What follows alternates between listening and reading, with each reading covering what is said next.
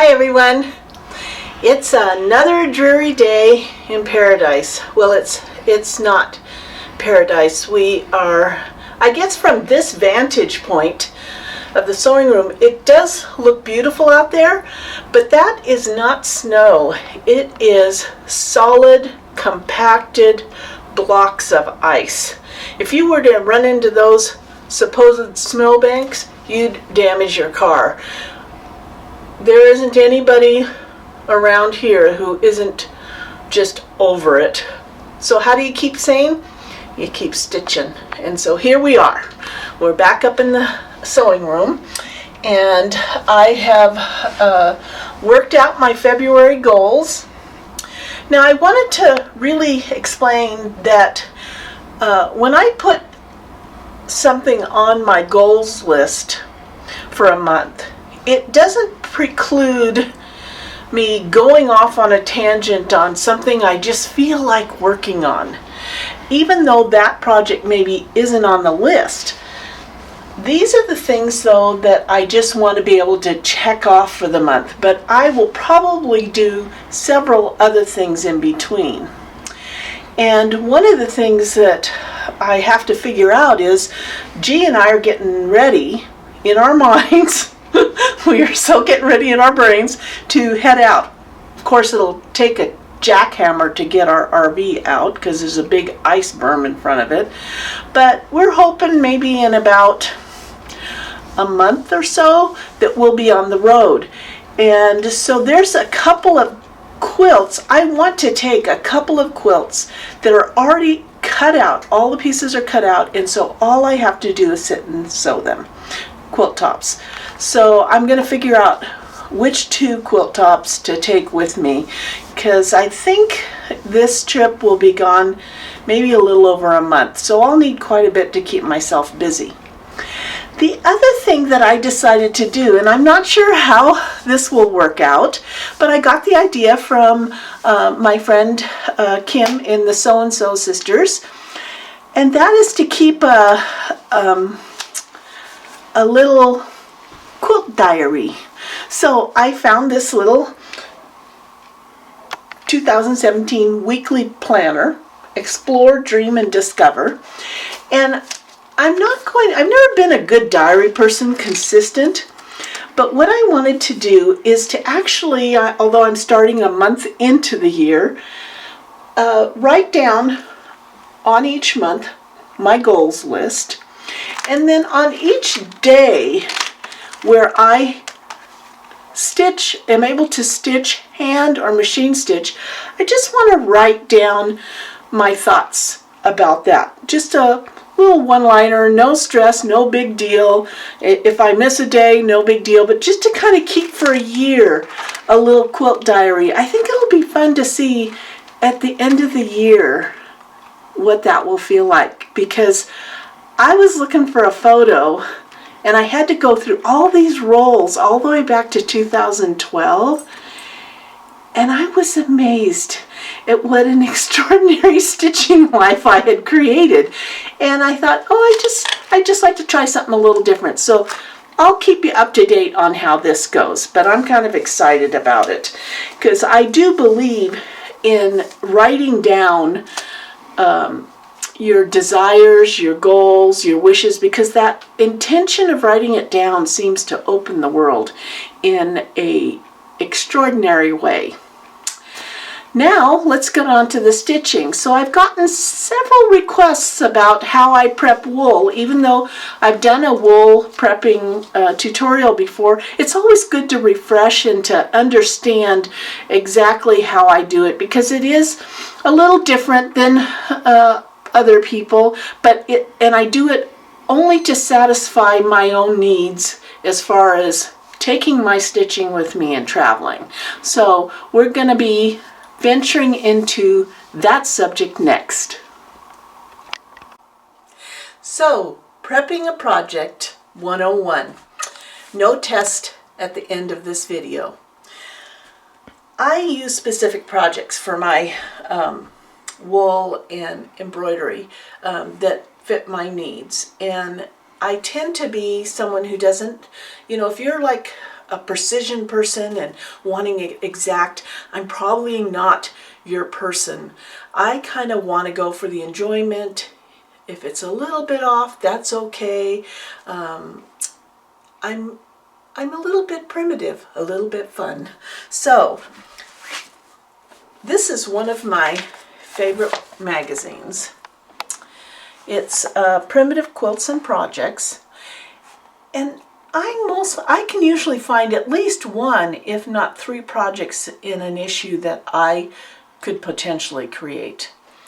And this issue, from the first anniversary, it's a summer issue, had this quilt that's on the cover that I just thought was so cute and decided to make it. Of course, I started it and then stopped.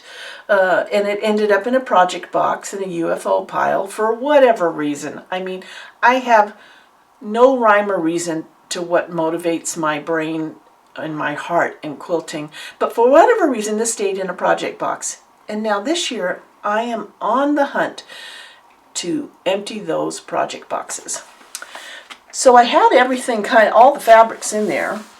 And I thought it was the perfect quilt to show you how I prep my wool and also how I might do a little bit of embroidery. The products I use are, and I've been asked the difference, is SF101. It's a Pellin product. I buy it on the bolt. I buy a whole bolt because I use it so much. I go down to Joann's and use a 40% off coupon. Well, actually, I think you get 40% off when you buy a whole bolt of something at Joann's. And this is an interfacing, but it's very lightweight. It's a lightweight fabric, and it has a fusible on one side. And I use that for stability on the back of my entire project, whatever that project would be. The SF101, oh, that's the SF101. Now the soft fuse comes in a 3, I buy it in the 3-yard roll because I use so much of it. And as I use it, I keep rolling it back up and putting it back in the plastic sleeve to keep it from kind of losing its stickiness. And I use that on the back of my wool pieces that are part of the motif that goes on top of the background. SF101 on the back of the background, soft fuse on the back of the wool pieces. So on this piece that I've put together, there's a little square that is going to mainly hold the wool, little house, heart, and trees. So what I did on the back, on that one piece, I fused the SF101. And what that has done is give that piece, that cotton, or wool, if you use wool for your background, more integrity so that when I'm stitching, it's not getting all stretched out, especially with wool.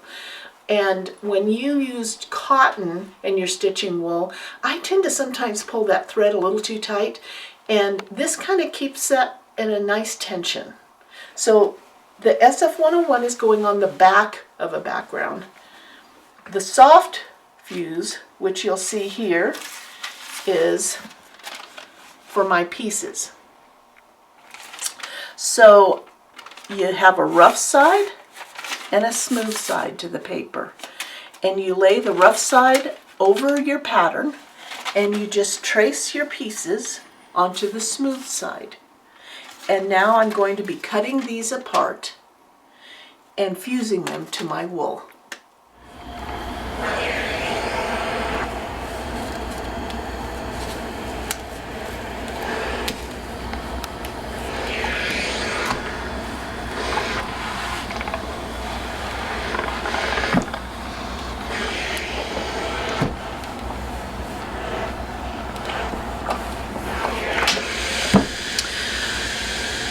You saw me steaming there, and I always use steam even when it says don't use steam.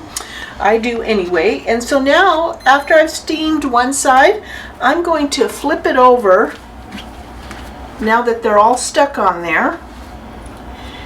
And I am going to steam the other side,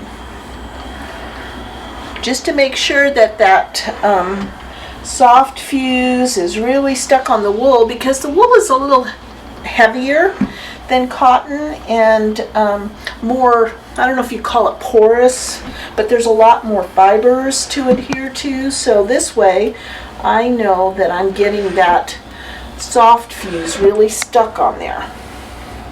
The other thing I wanted to talk about was that when you order a kit, sometimes it's frustrating because you don't get everything that you asked for, and so you have to be prepared to be flexible. So the pattern in the book, no matter how many times they have proofreaders check these patterns, stuff gets missed. I mean, it's humans trying to share with other humans, and so you have to figure out how to correct it, because it's a hassle to try to call back the publisher and say, hey, this piece is missing and blah blah blah. So on this pattern, I could not find the body of the house anywhere on the pattern, so I just took the roof piece that I had and I just rough drew it anyway, because it's primitive, so it doesn't have to look perfect. And in the wool pack that I got with it, it was missing the wool for the tree, the brown wool. There was only two kinds of black, really dark black, and they gave me like extra wool, as you can see how this all fits on there, but it was just kind of interesting. So that's why when you are using a kit and you don't want to spend the time to wait for them to send you that piece that was missing out of it for some reason, or maybe this really dark black brown was supposed to be the tree trunk, but it looks nothing like the pattern. This is the reason that you keep a stash of wool. And when I cut this tree out, I am going to save all of this wool in a baggie of brown wool, because I might need it for another step in a future project. So I'm going to be cutting that all out.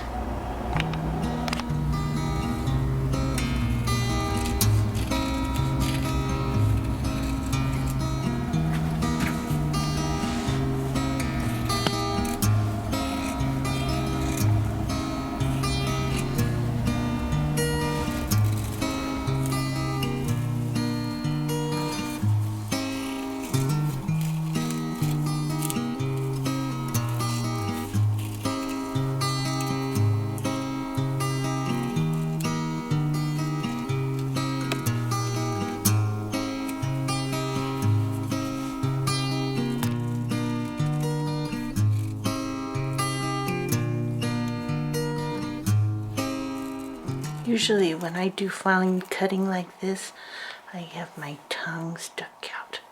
Somehow sticking your tongue out makes you make the corners just right. You know, it's like helps you drive around the curves. But we're almost at the end.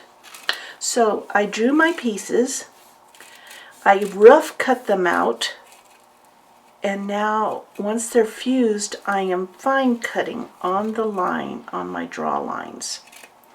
So that's how I get each piece cut out with fusible on the back. So as you can see, here's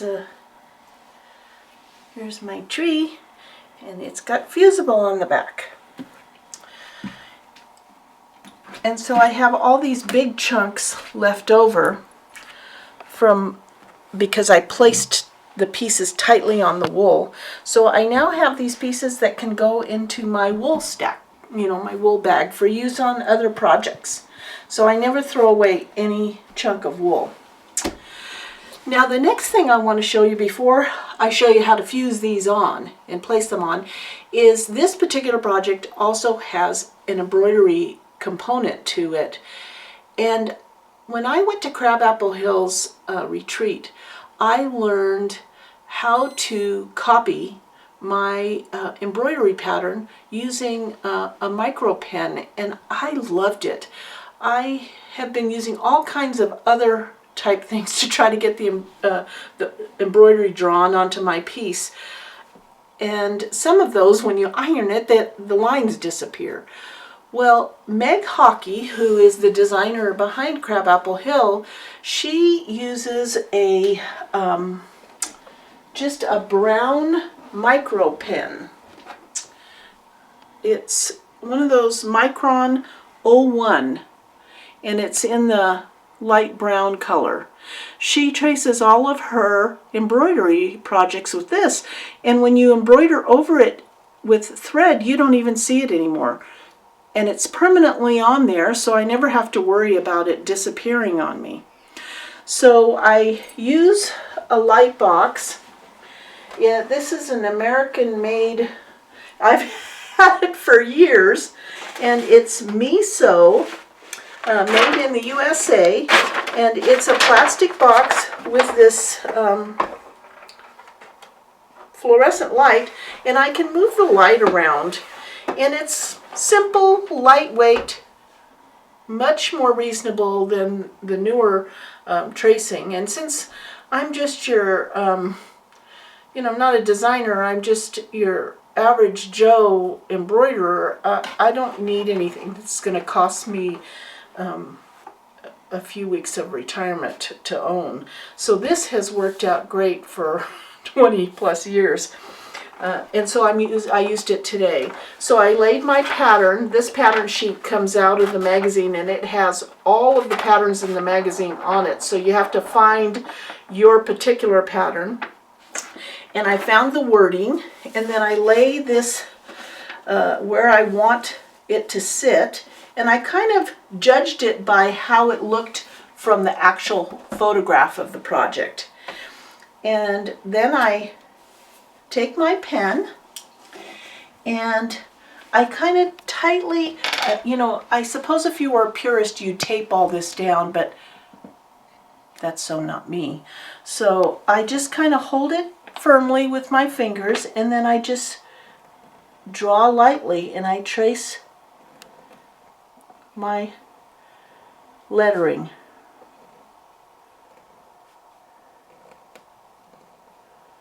And I go through and trace that whole thing. So then when you're done with the tracing, I will turn this off.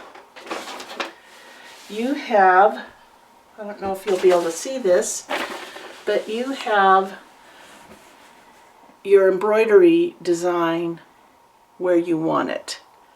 And the thread will cover that.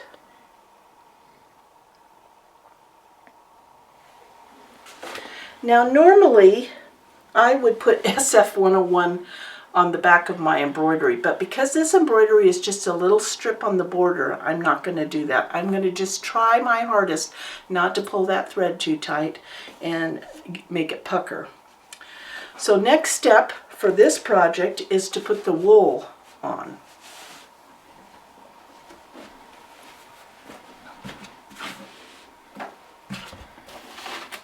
So I'm going to put my project out. I've got all my pieces. I've got my iron already. And I've got the picture of the project, how they have it laid out.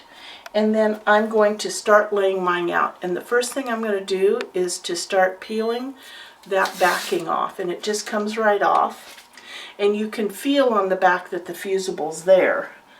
Now this kind of goes over into the border like that. And I'll place my tree. The tree is down at this end, and it goes over here into this border. And I'll do my house because it's the next big thing.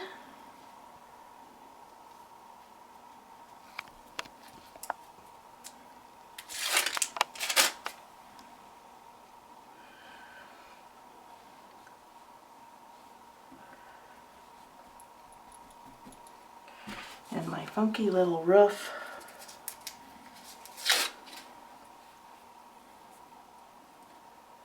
It's kind of funny.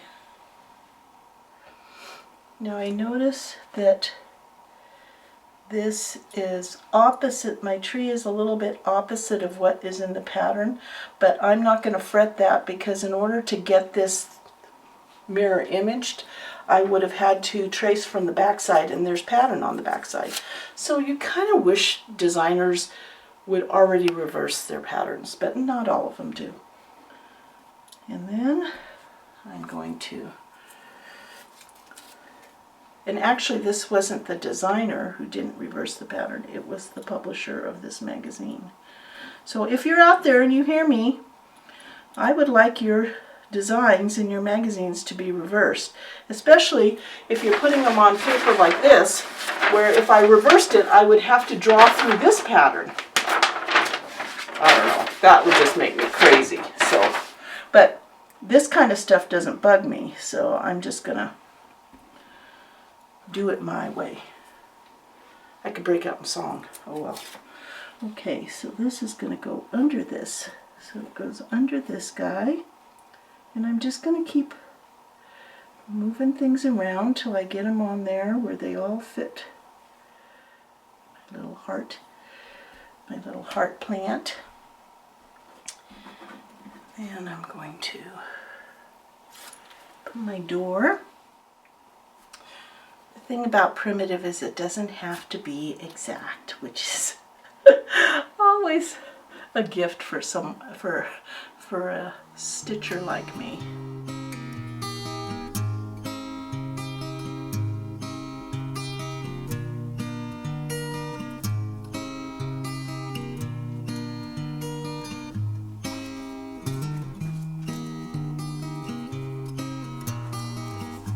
So I'm just kind of pushing my leaves around since they are kind of the opposite of what the picture shows.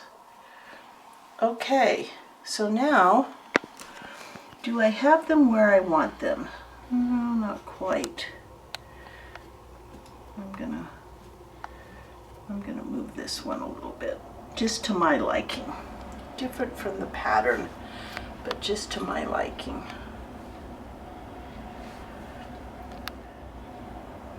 So once I look at it, and I have it where I like it, then comes the part that you kind of want to know that you're going to like it like that, because I'm going to fuse it down. So here we go.